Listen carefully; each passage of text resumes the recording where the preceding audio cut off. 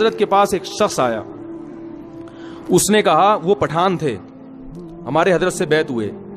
انہوں نے کہا کہ مجھے اپنی بیوی پہ چھوٹی چھوٹی باتوں پہ غصہ آتا ہے تو میں اس کو مارتا ہوں, بعد میں مجھے ندامت ہوتی ہے کہ یہ کیا ہو رہا ہے. ہمارے نبی صلی اللہ علیہ وسلم نے پوری زندگی اپنی کسی زوجہ پر ہاتھ, بولو بھائی, نہیں اٹھا. یہ نبی کے اخلاق تھے. ہمارے ہاں بعض لوگوں میں رواج ہے جانوروں کی طرح کوٹتے ہیں, پیٹتے ہیں, تمیز سے بات ہی نہیں کرتے.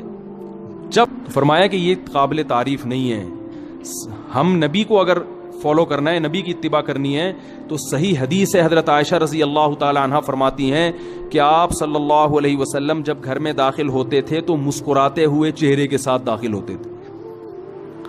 تو مجھے جب کسی نے بتایا نا ایک طالب علم کا قصہ کہ وہ گھر میں داخل ہوتا ہے تو گھر والے کانپنا شروع ہوتے ہیں, میں نے کہا وہ کوئی چنگیز خان کی اولاد ہوگا. پھر وہ ہوتا ہے, وہ عورت کے حقوق پی جاتا ہے, وہ شریعت